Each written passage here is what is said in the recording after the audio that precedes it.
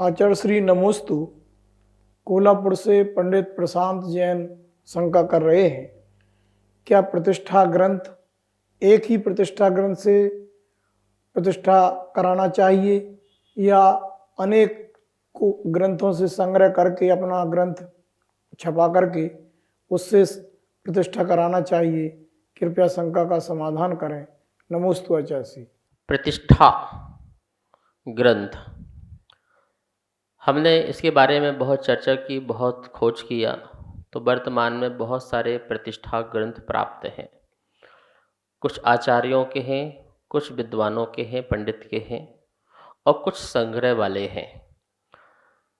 किस ग्रंथ से, किस प्रतिष्ठा ग्रंथ से हमें प्रतिष्ठा कराना चाहिए, ये बहुत बड़ी मौलिक बात है। हमें कोई भी एक प्रतिष्ठा ग्रंथ जो है उसको आदर्श बनाना चाहिए और उसको ही आदर्श बना करके पंच कल्याणक आदि कराना चाहिए, प्राण प्रतिष्ठा आदि कराना चाहिए। हम लोग क्या कर रहे हैं वर्तमान में, विद्वानगण जो प्रतिष्ठाचार आदि हैं, वो अपनी अपनी एक बुक निकाल लेते हैं। 8-10 प्रतिष्ठा पाठ ग्रंथ हैं, उनको जो अच्छा लगता है या उनका मत की पुष्टि होती है, हमें किसी को 13 पंथ की पुष्टि करना है तो वो अपना 13 पंथ का निकाल लेता है, किसी को 20 पंथ की पुष्टि करना है तो वो अपना निकाल लेता है। इस प्रकार से हर विद्वान, आप देखना पंच कल्याणक में पुस्तक जब आएगी ना, उन्हीं की नाम की आएगी, अपने नाम की, अपने पिता के नाम की, इसके नाम की, उसके नाम की, अपने खानदान के नाम की, वही पुस्तक निकालते रहेंगे, वही बांटते रहेंगे, वही क्रिया, और इस प्रकार से लोगों में फैला देंगे कि यही सब है, बाकी सब का गलत है। तो उन्होंने क्या किया, 8-10 प्रतिष्ठा ग्रंथों में से हमें ये वाली क्रिया अच्छी लगी, हमने उसकी उठा ली, ये वाला अच्छा मंत्र लगा, ये उठा लिया, वो उठा लिया, ये कर लिया, और अपने को घोषित कर दिया कि ये सबसे बेस्ट है, बाकी सब बेकार है। तो ये गलत हो रहा है। इन पंडितों ने जो है धर्म को भ्रष्ट कर दिया है। मैं सच कहता हूँ, ये गलत, बिल्कुल बिल्कुल 100% गलत है। आप किसी भी एक प्रतिष्ठा ग्रंथ को आदर्श मानो और आप उसके ही अनुसार जो है सारा का सारा पंच कल्याणक कराओ। ऐसा मत करो कि हमको तो इससे ये वाला अच्छी बात लगी तो इसको हमने ले लिया, उस वाले ग्रंथ से ये ले ली, वो ले लिया, और बाकी फिर सबका निषेध करना प्रारंभ कर दिया, जबकि वो दिया हुआ है। दूसरे प्रतिष्ठा पाठ में वो सारी बात दी हुई है, पर आपके पसंद की नहीं है, आपकी मत की नहीं है, आपके लोगों के अनुसार नहीं है, तो आपने उसका निषेध कर दिया। अब कोई दूसरा पंडित होगा, वो अपने मत को पुष्टि करने के लिए इसको काटेगा, वो अपनी वाली ला के डालेगा, फिर आपको लगेगा वो सही है, ये गलत है, ये गलत है, वो सही है, और समाज को बिल्कुल जो है दुविधा में डाल देंगे। इन पंडितों ने ही समाज बांटा है, मुनि राजों ने कभी समाज नहीं बांटा। ध्यान रखना, संतों ने तो लिख कर के गए हैं, जो आर्ष परंपरा में मिला है वो लिख कर के गए हैं। उनकी तो बहुत बड़ी जो है अनुकंपा रही आचार्यों की, कि जिन्होंने हर प्रकार के ग्रंथ लिखे, वास्तु के लिखे, ज्योतिष के लिखे, प्रतिष्ठा पाठ के लिखे, और अध्यात्म व्याकरण, हर ग्रंथों को उन्होंने टच किया, लिखा है, इतना बड़ा महान उपकार किया है।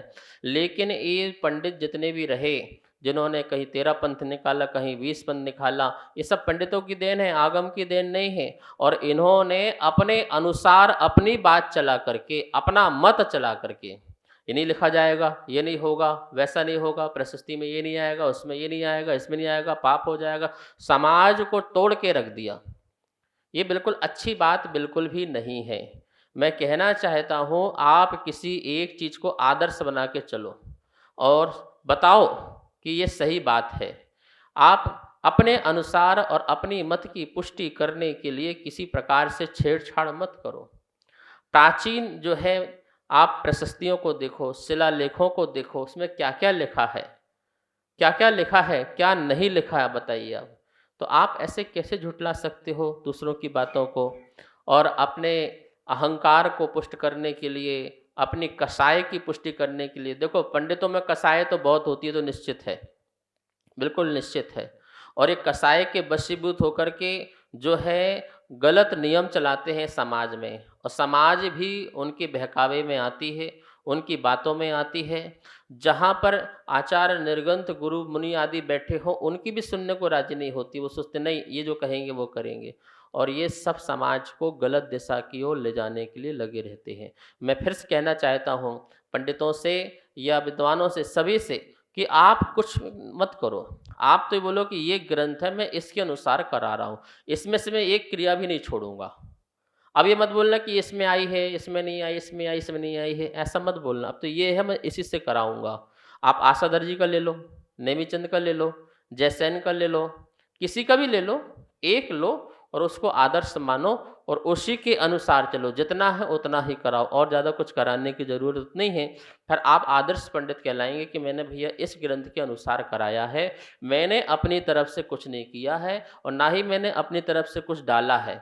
यहाँ के मंत्र ले आए, वहाँ के मंत्र ले आए, इसका सूर्य मंत्र ले आए, उसका सूर्य मंत्र ले आए, इसकी प्राण प्रतिष्ठा कर ले आए, ये सब बहुत ज़्यादा गड़बड़ हो रहा है, गड़बड़ घोटाला है। ऐसी बहुत सारी क्रियाएँ हैं जो डाल दी गई हैं, कुछ ऐसी क्रियाएँ हैं जो हटा दी गई हैं, कुछ मिक्स कर दी गई हैं और सही तरीके से। इसलिए तो आज की प्रतिमाओं में अश्चर्य चमत्कार नहीं है, क्योंकि विद्वान की मन की शुद्धि नहीं है, उसके भावों में शुद्धि नहीं है, उसकी क्रिया में शुद्धि नहीं है, उसके आचरण में शुद्धि नहीं है। इस कारण से क्या बोलते हैं कि किसी प्रतिमाओं में अश्चर्य, किसी मंदिर में चमत्कार होते दिखाई नहीं देते हैं। जबरन चमत्कार दिखाते हैं, जानबूझ करके अश्चर्य दिखाते हैं, लेकिन सच में अश्चर्य नहीं हो पा रहे हैं। क्यों?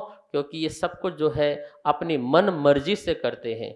ध्यान रखना, शास्त्रों को लेकर के मन मर्जी करोगे तो इसका बहुत बड़ा पाप है। ये छल है, ये कपट है, ये मायाचारी है और इसका दुष्परिणाम जो है आचार्यों ने कहा है कि नरक और निगोध आदि की यात्रा है। इसलिए हमें पापों से डरना चाहिए और धर्म का संरक्षण कैसे अच्छी तरह से हो उस पर विचार करना चाहिए। नमोस्तु आचार्य श्री। जयप्रदा जैन अहमदनगर से शंका कर रही हैं कि जो तीर्थंकर मोक्ष को जाते हैं उनके साथ भी बहुत से जीव मोक्ष को जाते हैं, तो क्या उनका आपस में कुछ संबंध रहता है या पूर्व में तपस्या का ही फल है? नमोस्तु आचार्य श्री। तीर्थंकरों के साथ जाने वाले जितने भी मोक्षगामी जीव होते हैं, मोक्ष जाते हैं, निश्चित ही उनका पूर्व भाव में कितने भावों में कुछ न कुछ संबंध होता ही होता है। जैसे कि हम यहाँ प्रवचन कर रहे हैं और आप सब लोग यहाँ पर बैठे हुए हो और भावों से सुन रहे हो और सुनते सुनते भाव रखे कि कभी कभी मोक्ष हो तो हमारा भी इन गुरु के साथ हमारा मोक्ष हो जाए। ऐसे परिणाम, ऐसे भावों से कर्म का आदि का बंध होता है और कभी ऐसा संयोग मिलेगा कि जब हमारा मोक्ष होगा तो आप सब लोग भी उस समय आकर दीक्षा लेकर के साथ साथ मोक्ष चले जाएंगे।